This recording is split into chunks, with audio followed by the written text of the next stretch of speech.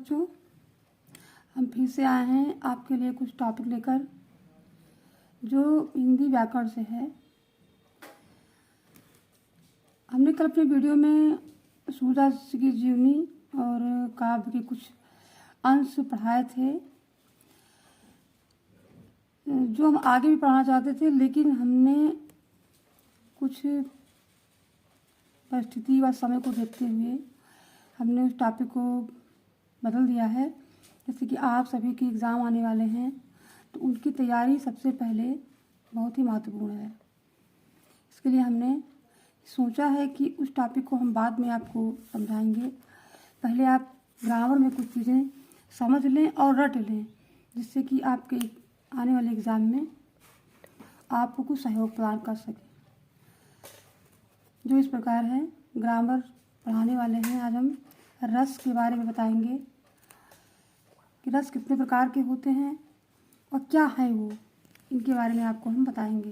Class 10th के बच्चे रट लें अपने और नोट कर लें इसको। आने वाले बोर्ड पेपर में उनके लिए ये बहुत ही अमृत समान सिद्ध होने वाला है, क्योंकि ये हमेशा बोर्ड पेपर में आता ज़रूर है। जो इस प्रकार से है, देखते हैं बच्चों। काव्य सौंदर्य के तत्व, काव्य सौंदर्य के तत्व, जिसमें पहली टॉपिक है रस। सब माना जाता है कि आचार्यों ने रस को काव्य की आत्मा कहा है, कि अगर रस किसी भी कविता में नहीं है तो उसकी कल्पना नहीं की जा सकती। कविता पढ़ने अथवा नाटक देखने से पाठक या दर्शक को जो आनंद प्राप्त होता है वही रस कहलाता है। कविता हमने पढ़ा अथवा नाटक देखा तो उससे मिलने वाली प्रसन्नता, वह सुख का अनुभव जो होता है वही रस कहलाता है। इसके 4 अंग माने गए हैं। रस के 4 अंग माने गए हैं, जिससे अस्थाई भाव, विभाव, अनुभाव और संचारी भाव। अस्थाई भाव क्या है? अस्थाई भाव वो है कि हमारे और आपके मन में विद्यमान रहती है, हमेशा घर बनाए रहती है। शाब्दिक शब्दों में अपनी भाषा में आपको समझाने की कोशिश करते हैं, आशा है कि आप समझेंगे ज़रूर। अस्थाई भाव वो चीज़ है जो हम आपके मन में है, हमारे और आपके मन में विद्यमान रहती है, जिसमें सहृदय के हृदय में जो भाव अस्थायी रूप से विद्यमान रहते हैं उन्हें अस्थाई भाव कहते हैं। जैसे आपके और हमारे मन में जो भाव, प्रेम के भाव, श्रद्धा के भाव, या फिर बदले की भावना वाले भाव, या फिर करुण भाव, हास्य भाव, जो भी है, ये सारी चीज़ें क्या हैं? अस्थाई भाव हैं, जो हमारे आपके मन में विद्यमान हैं। यही भाव रसत्व को प्राप्त होते हैं। यही भाव हमारे मन की बातों को आगे करके उसको दूसरों तक पहुंचाते हैं और रसत्व को प्राप्त हो जाते हैं। जैसा कि प्राचीन भारतीय आचार्यों ने अस्थाई भाव 9 माने हैं, लेकिन बढ़ते हुए क्रम को देखते हुए आज विद्वानों ने रस के 10 अस्थाई भाव मान लिए हैं। इसमें नंबर 1 है श्रृंगार रस, इसका अस्थाई भाव रति। श्रृंगार रस क्या है? रति होता है यानी प्रेम। रति का दूसरा रूप क्या है? प्रेम। जैसे कि श्रृंगार रस एक अर्थ होता है कि जैसे नायक और नायिका के परस्पर मिलन के संयोग से जो आनंद की अनुभूति होती है, वहाँ श्रृंगार रस होता है। इसको एक शब्द में और भी कह सकते हैं, वात्सल रस में भी श्रृंगार रस का अस्थाई भाव रति ही माना जाता है। श्रृंगार रस परस्पर मतलब नायक और नायिका के मिलन के संयोग से जो प्रसन्नता को प्राप्त होती है वही श्रृंगार रस होता है। जैसे एक उदाहरण है इसका कि कौन हो तुम वसंत के दूत, बिरस पतझड़ में अति सुकुमार। ठीक है बेटा। फिर अगला है हास्य रस। हास्य रस क्या है? हास्य रस भी हमारे ही भीतर है। जैसे हमारे मन में हंसी हमेशा उत्पन्न रहती है, लेकिन हम हंसते उस जगह पे हैं जहाँ पे हंसने वाली बातें हमारे सामने आती हैं। अस्थाई भाव हास्य मन में हमारे है, लेकिन जब कोई कारण होगा तभी हंसी आएगी। इसका अस्थायी भाव क्या है? हास। परिभाषा क्या है हास रस की? विकृत वेशभूषा भाव या फिर कहानी कविता को पढ़ करके अथवा देख करके मन में जो हंसी का भाव उत्पन्न होता है वहाँ हास रस होता है। उदाहरण इसका क्या है? उदाहरण इसका इस प्रकार से है कि शीश पर गंगा हंसें, भुजनि भुजंगा हंसें, और हास ही को दंगा भयो नंगा के विवाह में। ठीक है बेटा। आगे फिर शोक रस। शोक यानी कि अस्थायी भाव है। रस क्या है? करुण। करुण रस का अस्थायी भाव शोक। करुण रस क्या है? अपने किसी प्रिय वस्तु व्यक्ति के नष्ट हो जाने पर मन में जो क्षोभ अथवा दुख उत्पन्न होता है वहाँ करुण रस होता है। जैसे उदाहरण में होता है कि हे खग हे मृग मधुकर शैनी, और तुम देखी सीता मृग नैनी। जब सीता जी खो गई थी, वन को भगवान राम गए थे, तो उनको ढूंढते हुए भगवान राम जंगल में चिड़ियों से, पक्षियों से, हिरणों से, सबसे जानवरों से पूछते थे कि तुमने मेरी सीता को कहीं जाते हुए देखा है? क्योंकि उनके मन में वहाँ पर बहुत ही दुख की भावना थी। वहाँ पे क्या है? करुण रस। करुण रस ये है। फिर है रौद्र रस। रौद्र यानी क्रोध। क्रोध मन में जो अपना बहुत ही प्रिय वस्तु हो और उसको हानि पहुंचाने वाला कोई सामने खड़ा हो और उसको देख करके मन में यही आए कि अभी इसको हम नष्ट कर देंगे। क्रोध आ जाए मन में, किसी विशेष काम को बिगाड़ने वाला आपके सामने हो जाए और आपके मन में क्रोध आ जाए कि इसने मेरे काम को नष्ट कर दिया है, आज इसको मैं खत्म कर दूंगा। यानी मन में जिसके लिए भी क्रोध उत्पन्न हो वहाँ रौद्र रस होता है। इसका अस्थायी भाव क्रोध है। अगला है वीर रस। वीर रस का अस्थायी भाव उत्साह। दान देने के लिए मन में उत्साह हो, युद्ध में लड़ाई करने ले जाने उत्साह हो, या फिर किसी भी चीज़ को आगे चल करके दिखाने का जो मन में उत्साह होता है, उत्साह की भावना जागृत होती है, वहाँ पर वीर रस होता है। जिसमें उदाहरण है, मैं सत्य कहता हूँ सखी सुकुमार मत जानो मुझे, और यमराज से भी युद्ध में तत्पर सदा मानो मुझे। अगला नंबर है भय यानी भयानक रस। अस्थायी भाव भय। भयानक रस का अस्थायी भाव भय।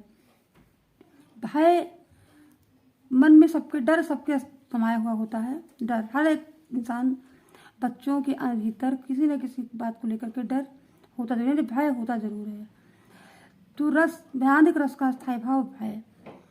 भयानक क्या है? किसी चीज को देख करके रोंगटे खड़े हो जाएं, हक्का बक्का हो जाओ, डर लग जाए अचानक से, वो भय है।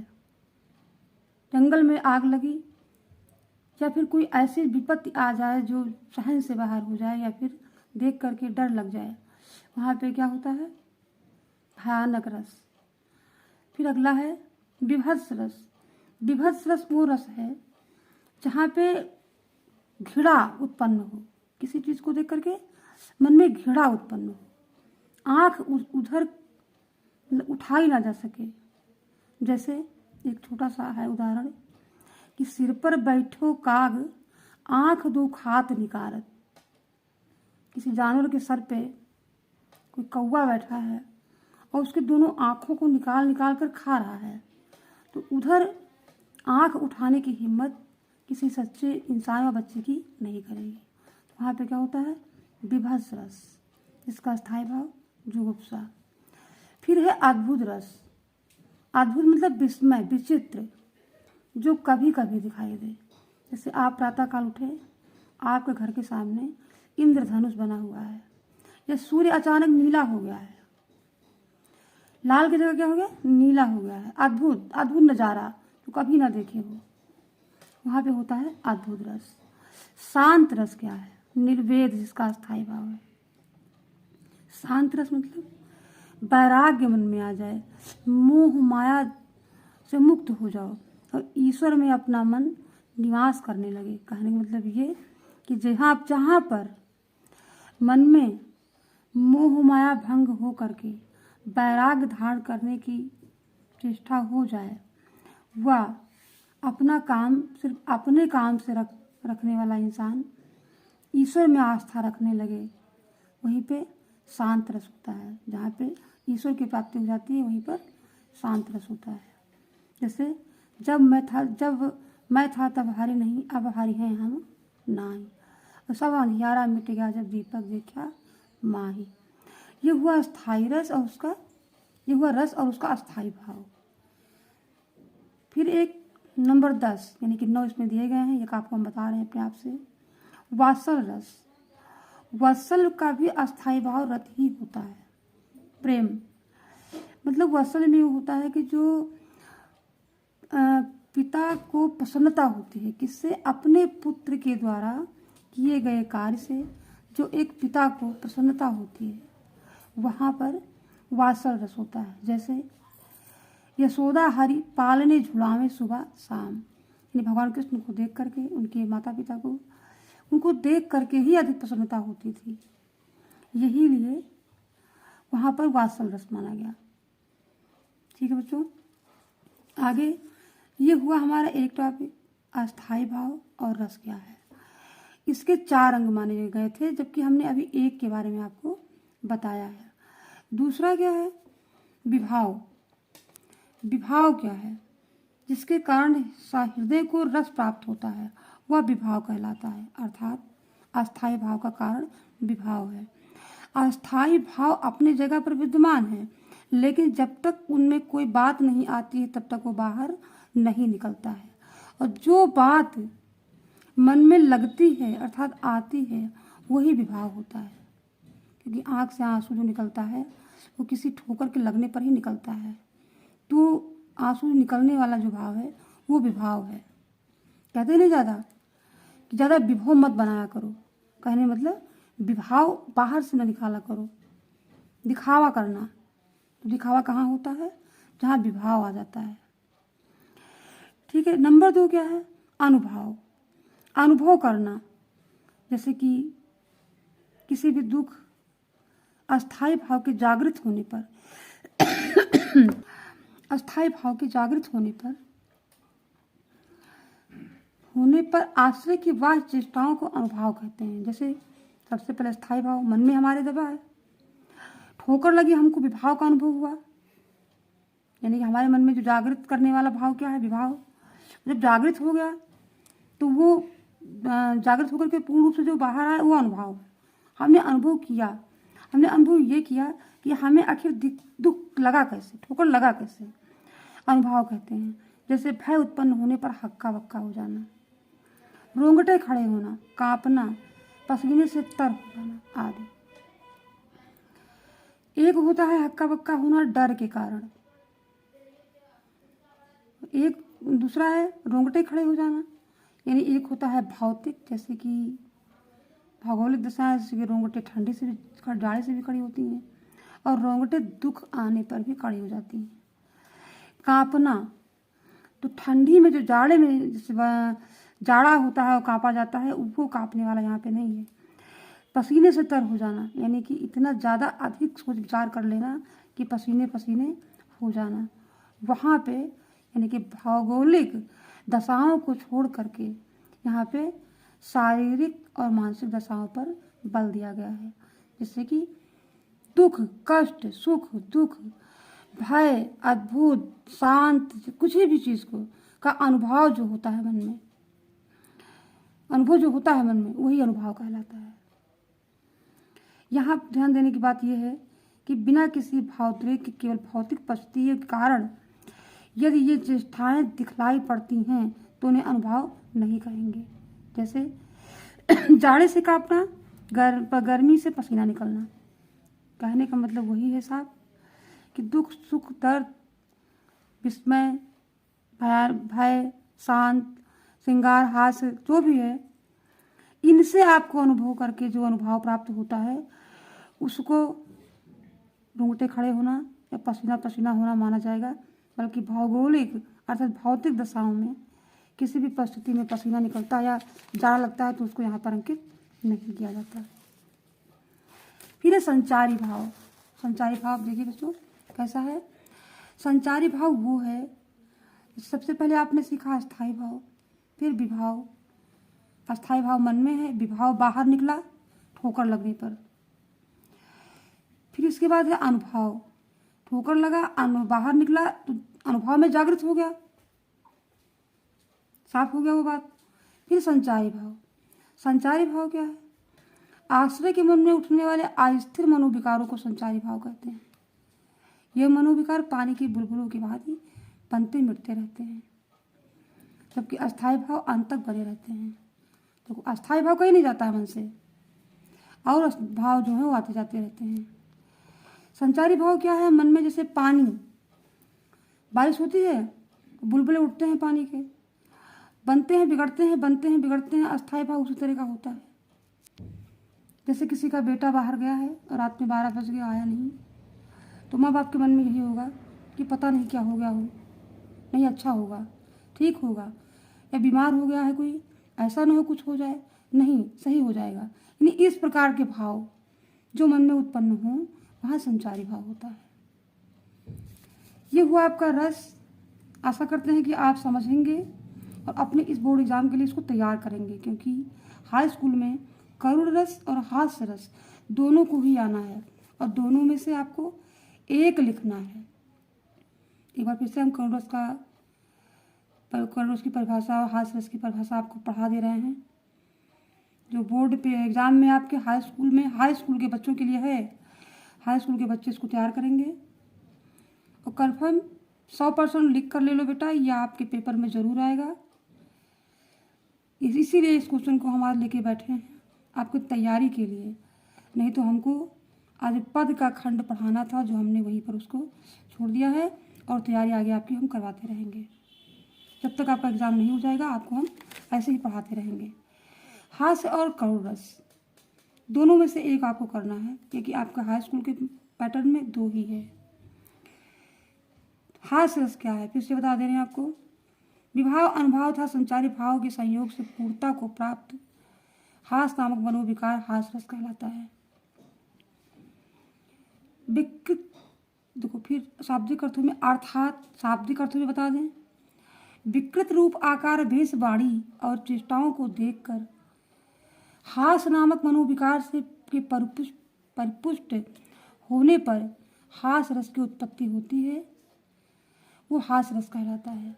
वही सरल अर्थों में विकृत रूप आकार वेशभूषा व वाणी को देख करके मन में जो हंसी के भाव उत्पन्न होते हैं, जैसे कि पैंट पैर में पहनना है तो उसको कोई सर में पहन के चला है, तो आप कैसा हंसी उत्पन्न नहीं होगी? हंसी जरूर होगी। तो वहाँ पे क्या हो जाएगा? हास रस हो जाएगा। जैसे हंसी हंसी भाजे देख दूल दिगंबर को, और पाहुनी जो आवे हिमांचल के उछाह में। ये क्या है? जो शंकर भगवान अपनी बारात को लेकर के गए थे, तो उनको देख क्यों उनकी बारातियों को, दूल्हे को देख करके लोग भाग रहे थे, हंस रहे थे। पाहुनी जो आवे हिमांचल के उछाह में, राजा हिमांचल की बेटी जो पार्वती जी थी, उनके विवाह में जो पाहुनी यानी मेहमान लोग आए थे, वो शंकर भगवान के दूल्हे वाले रूप को और उनके बारात को देखकर हंस हंस कर भाग रहे थे। क्यों? क्योंकि किसी के 2-4 हाथे थे, किसी के एक भी नहीं, किसी के 3-4 मुँह थे तो किसी के 2 भी नहीं, किसी के एक ही हाथ था तो किसी के 10-15 हाथ। इस विकृत रूप आकार को देख करके लोग हंस रहे थे, जहाँ पे क्या माना गया था? हास्य रस माना गया था। अगला है करुण रस। करुण रस वही हम बताए हैं अभी कि प्रिय वस्तु तथा व्यक्ति के नाश या अनिष्ट से हृदय में उत्पन्न क्षोभ को करुण रस कहते हैं। कोई मेरा प्रिय वस्तु या व्यक्ति खत्म हो गया है, अर्थात नष्ट हो गया है, मेरे मन में बहुत ज़्यादा ही दुख है, या किसी कहानी कविता व नाटक को पढ़ करके या देख करके मन में जो दुख उत्पन्न होता है, वहाँ करुण रस होता है। जैसे मणि खोए भुजंग सी जननी, फंसा पटक रही थी शीश, अंधी आज बनाकर मुझको किया न्याय तुमने जगदीश। मणि खोए भुजंग सी जननी, श्रवण कुमार की माँ, श्रवण कुमार के मर जाने पर जैसे कोई सांप का मणि खो जाए और वो अपने सर को पटक पटक करके वही उदाहरण इसमें बताया गया है। ठीक है बेटा, आज के लिए इतना ही। आशा करते हैं कि आप लोग इसको तैयार करेंगे और फिर आगे हम आपको अलंकार की तरफ ले चलेंगे। धन्यवाद। आप सभी इस रस को तैयार कर लीजिएगा और मेरी इस वीडियो को पूरा देखिएगा। अगर आपको पसंद आएगा तो बेटा जी लाइक ज़रूर करिएगा, क्योंकि आपका सहयोग ही हमारे इस चैनल को आगे बढ़ाएगा। धन्यवाद।